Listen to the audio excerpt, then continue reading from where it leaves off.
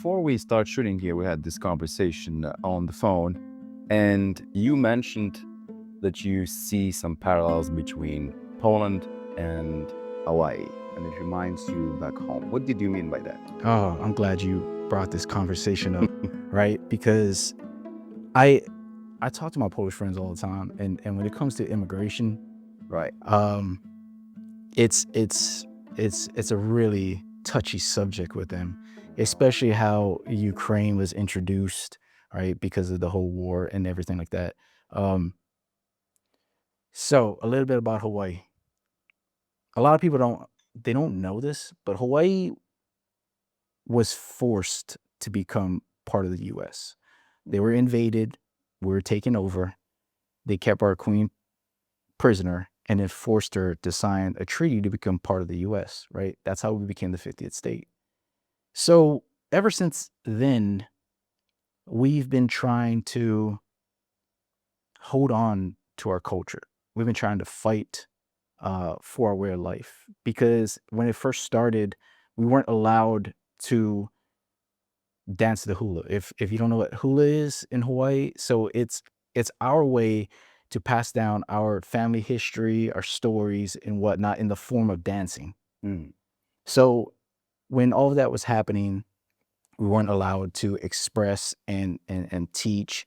We weren't allowed to talk our native language and whatnot. We were forced to learn English and everything. So after all of this was happening, um, President Clinton, when he became president, he acknowledged the wrongfulness of what the U.S. did to Hawaii, and then he ended up giving some of the land back to the native people and whatnot. But that don't help with what you've done. Right. It doesn't fix the problem. All you're gonna do is just make everyone even more mad because you actually admitted what you did was wrong, and you think giving back like certain pieces of land was going to fix what you've done throughout all these years. And it's not just the land that we own, it's the fact that you introduced immigration into Hawaii, but you did it in a way that it was not conducive to the native Hawaiians that was living there. So they just opened the gates to everybody. You have Japanese people coming there, Chinese people, Filipinos, you name it, everybody's there. They call it the mixing pot of the Pacific now, Mm. right? So if you go there, the number one language that is spoken is not Hawaiian anymore. It's English, right? You will not find anybody that's 100% Hawaiian anymore. You barely will find anybody that's 50%. I'm Wow. lucky. I'm like one of the lucky few to be 72%. Right, and that is uncommon now. Everybody's mixed. Um, Not everybody, like I say, can speak Hawaiian anymore. Barely anyone can. So we're at a point where our the Hawaiians had to start a sovereignty group, is what we call it on the islands. And what they do is they fight for the rights for Native Hawaiians to be able to speak the language, to fight back for the land, et cetera, et cetera, et cetera. Right. Um, But because of all of this that was happening, right, the similarity to Poland is when I see Poland now, I see them at the beginning stages of what Hawaii was at before the US forcefully took over, right? Because the interesting thing about this is Poland has a prime opportunity right now, and that is to show the world how to properly introduce immigration into a society to where it doesn't overbear anyone that's living in it, Mm. right? They have an opportunity to do it the right way and show everybody else how to do it. Because if you look at the US is deporting people because we have so much illegal immigrants. You look at France, you look at UK, everybody's having these immigration problems because we just opened the gates and just let people come in, and now we're trying to backtrack to fix all of these issues that's arisen because of it. Right. But the reason why Poland is so successful is because they're real strict with their immigration rules and regulations, right?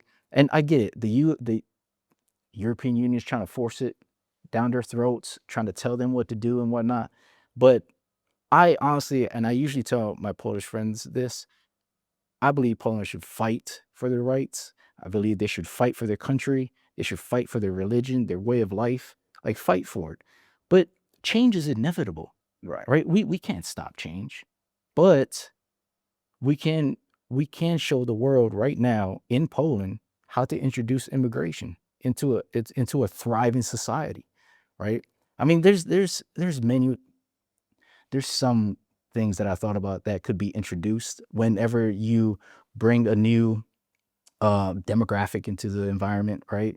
Um, Number one, make sure they're legally right, registered, signed up, and whatnot, and then even offer these individuals like I don't know what you would call them. Classes or something. Yeah, like custom Integration. yeah, exactly, right? And just teach them about the culture, teach them about the people, teach them about the religion, their way of life, right? Because and this goes with religion, right? Like you can't learn to love somebody or respect somebody if you don't know them, Right. right? And that's so true. Like if you introduce people into an environment and it's not theirs, and you don't teach them about the culture, the people, and whatnot, how are they supposed to respect them? They don't know them. So now it's up to this individual person to make that decision for themselves, whether I want to be part of your country or I'm just mad because I'm forced to be here because my country's going to shit. You see what I'm saying? So now you have a person that has an individual perspective and they're going to decide what they want to do and how, if they want to make living here in Poland the best that they can. But if you introduce them into it like the right way, like we're talking about, give them classes and whatnot, right? Um, they will find and hopefully learn to grow respect, hopefully learn to grow the love for the country, the people, and then hopefully find the purpose to be here. So maybe you might want to live here, right? So I think Poland has an amazing opportunity to do this and show the world how to do it right. Right. So what do you think currently is Poland is doing right and doing wrong or can improve on? Oh, that's a big question. That's that's a really good one. Yeah.